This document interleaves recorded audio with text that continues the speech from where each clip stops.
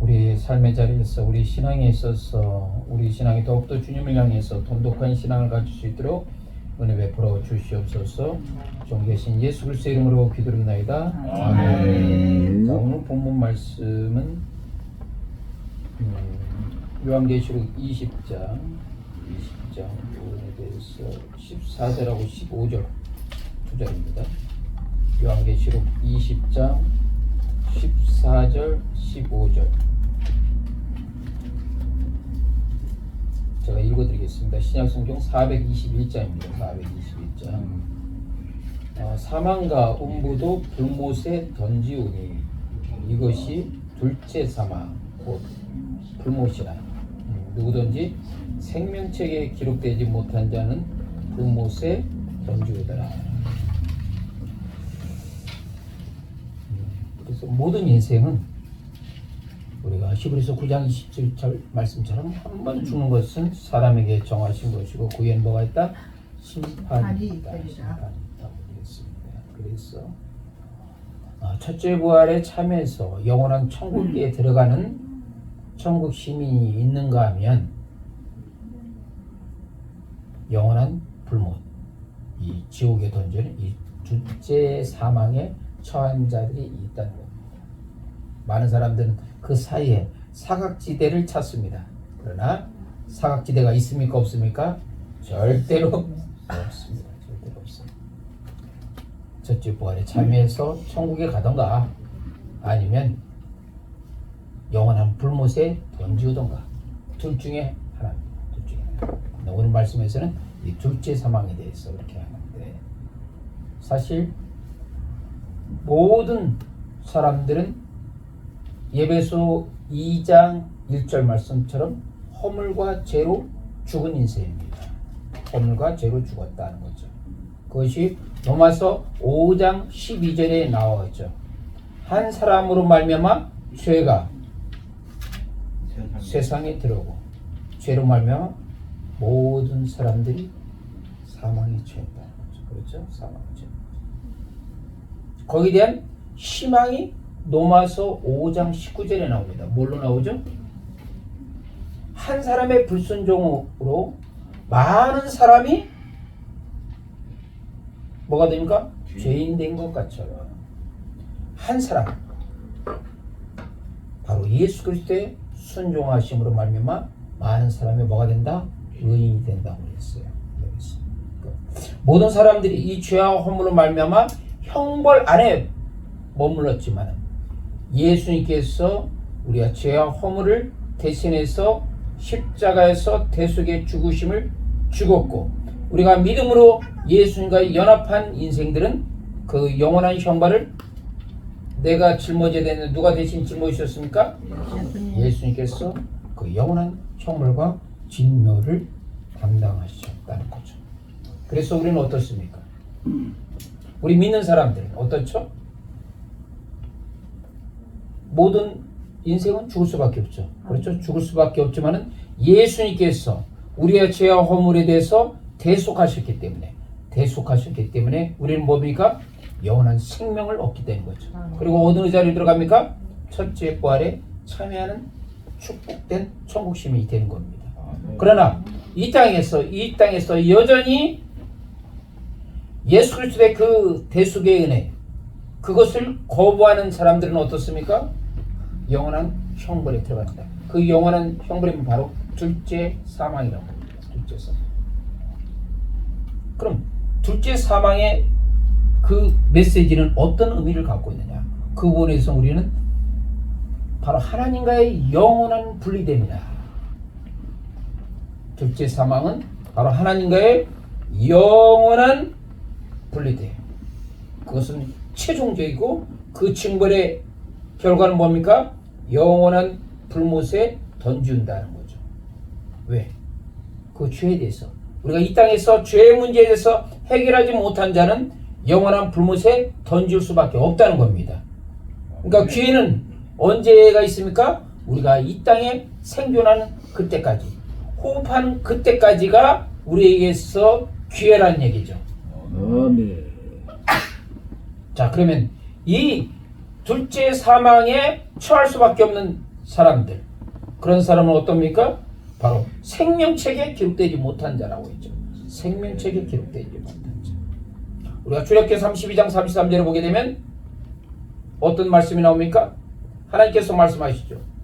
누구든지 범죄하는 자는 생명책에서 그 이름을 어떻게 한다? 지워버리시겠다고 했어요. 지워버리시겠다고 했어요. 이와 반면에 우리가 요한계시록 3장 5절의 말씀에서는 어떤 말씀입니까? 신혼 있고 이기는 자는 그 이름이 어떻습니까? 생명책에서 흐리지 않는다. 주께서 주신 약속이죠, 약속. 그러므로 우리가 이 땅에서 살아갈 때 뭡니까? 너희가 그리스도와 함께 다시 살리심을 받았으면 이제 너희가 살았습니까? 죽었습니까? 죽었어요. 이제는 우리가 사는 것은 예수님을 위해서 사는 인생. 그게 축복된 인생이란 말이죠. 그러니까 우리가 적어도 거듭나고 하나님의 백성이 됐다고 고백하면서도 여전히 내가 살면 뭐예요? 내 안에서 뭐가 나타나는 거야? 죄가 드러나는 거죠. 그랬을 때는 어떻습니까? 그 죄악된 습관이 지속되면 생명책에 기록되는 우리의 이름이 흐려질 수 있다 없다? 있다. 이러고 오래됐어. 뭐 한 번 구원은 영원한 구원이야 하면서 사각에 빠졌다는 낭패를 당할 수가 있다는 얘기죠. 항상 우리는 어떤 마음 형태라니까 종말론적 긴장을 가져라.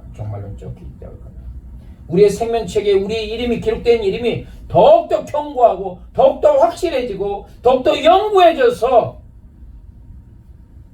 그리스도께서 다시 나타나실 때 영원한 생명 가운데서 우리가 나타나는 그런 축복을 경험할 수가 있다는 거죠.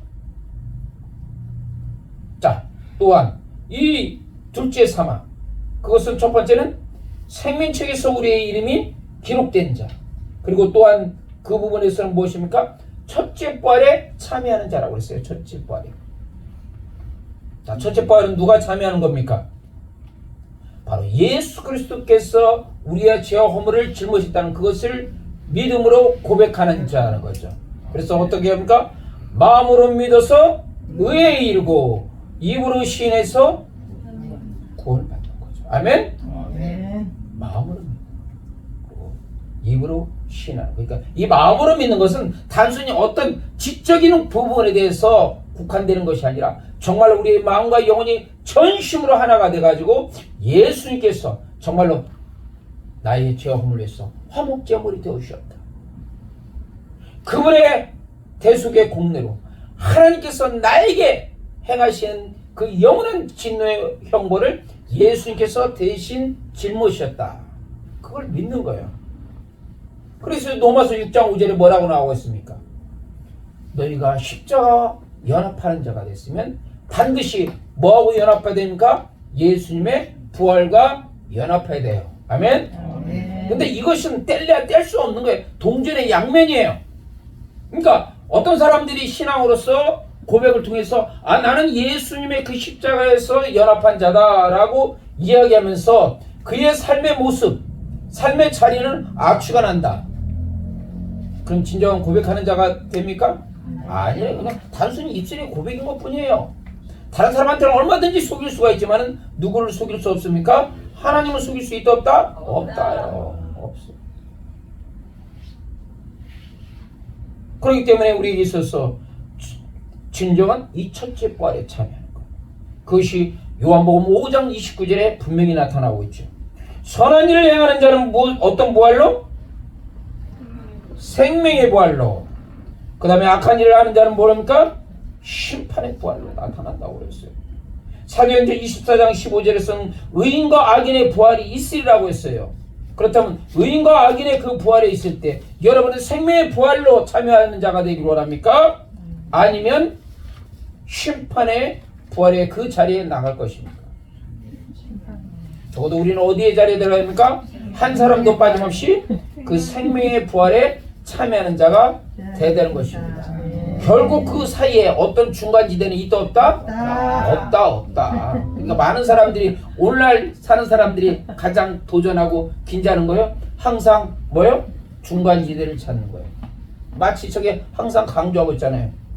엘리야가 그 갈멜산에서 할 때 이스라엘 백성들에게 어떻게 경고를 합니까? 너희가 어느 때까지 머뭇하느냐? 여호와가 만일 하나님은 하나님을 섬기고 바알이 하나님이면 바알을 섬겨라. 왜 중간에서 왔다 갔다 하느냐? 그런 메시지를 던지잖아요. 실제 그들의 신앙의 삶에서는 그게 나타났어요. 그들이 1년에 4차례 유월절, 오순절, 그 다음에 이 초막절에는 예루살렘에서 성전에서 예배를 드리지만은 평상시는 예루살렘 가기가 어렵잖아요. 그렇죠? 그러니까 어때요? 산당에서 제사를 지냈어요. 근데 산당에서 제사를 지낼 때 그 산당에서 여호와 하나님 앞에 전심으로 제사를 드리다가 그들의 마음이 세상을 사랑하고 이 바알을 사랑하는 마음이 생기면 그 산당에서 누구한테 제사를 지낸 거예요? 바알한테 제사를 지낸 거예요. 그러니까 이 산당의 기능은 상당히 중요한 역할을 했어요. 예루살렘에 자주 갈 수 없으니까 산당에서 제사를 지냈는데 그 제사 드리는 그 행위가 오직 여호와 하나님만을 향해서 전심으로 그들이 제사를 드려야 되는데 때로는 어때요? 그들의 마음속에 이 가나안의 사단의 문화, 어둠의 문화에 빠져가지고 야! 하늘에서 비가 내리는 것이 그 비가 여호와 하나님께서 비가 내리는 것이 아니라 바알이 비를 내려준다 착각에 빠진 거예요. 그 산당에서 그 바알한테도 제사를 지낸 거예요. 이스라엘 백성들이 뭐가 났어? 바람 났어. 하나님께서 남편이신 하나님께서 바람난 사람을 용서자 하겠어 안 하겠어? 안 하는 거잖아요. 그 부분이 문제가 심각하게 바라는 거예요. 그러니까 주님께서 말씀하셨잖아요. 너희가 어느 때까지 왔다 갔다 하느냐. 신앙의 지조를 지켜라. 그들이 3년 6개월 동안 비를 경험하지 못한 것은 뭡니까? 그들의 죄악이에요. 이것은 하나의 그들에게 있어서 그냥 본복인 거예요. 마지막 때 정말 주님 다시 오실 때 우리의 신앙이 주님 앞에 바로 서지 못하면 어떻습니까?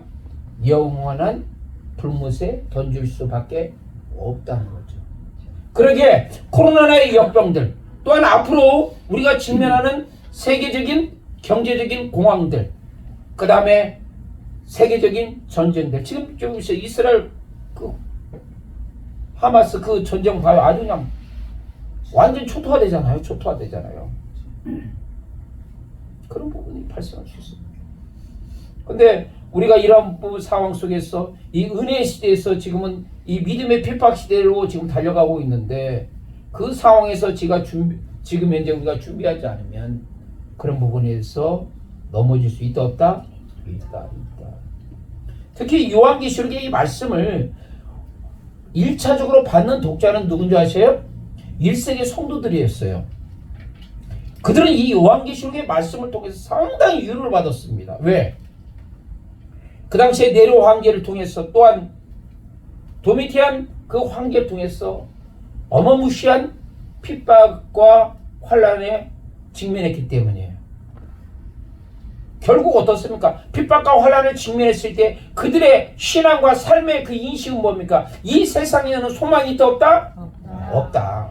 우리가 마지막 때를 향해서 살아가는 주의 백성들은 항상 그 마음속에 뭡니까? 이 세상에 소망이 있다 없다? 없다는 거예요. 그래서 흔히 말해서 뭐 해야 됩니까? 지구를 떠나야 됩니다. 지구를 떠나야 돼요. 주께서 그게 뭐가 됩니까?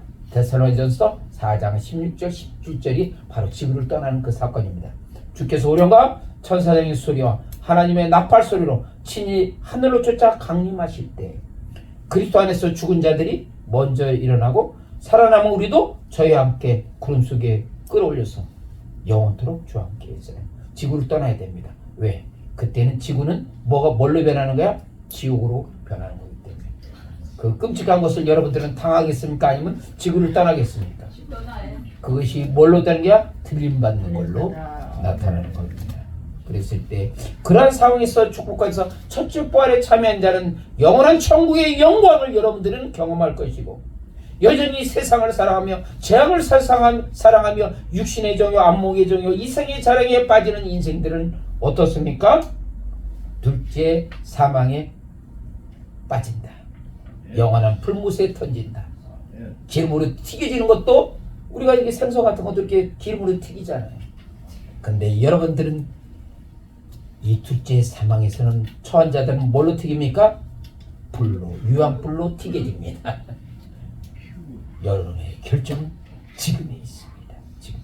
지금의 여러분의 신앙의 결단과 그 믿음과 아름다운 열매 맺는 걸 통해서 오늘 말씀처럼 선한 일을 하는 자는 생명의 부활로, 악한 일을 하는 자는 심판의 부활로 나오리라. 여러분은 어느 길을 선택하십니까? 선택은 자유나 결과는 확실합니다. 첫째 부활입니까? 아니면 둘째 사망의 해를 받을 것입니까? 성령께서 우리의 마음을 주장하기를 소망합니다. 존귀하시고 사랑이 많으신 하나님 감사합니다. 마지막 때를 살아가는 주의 백성들, 어떠한 선택, 오직 주님을 향해서 주와 연합하며 주와 하나 되는 영원한 천국 소망을 가지고 살아갈 수 있도록 역사하여 주시옵소서. 존귀하신 예수 그리스도의 이름으로 기도합나이다. 아멘.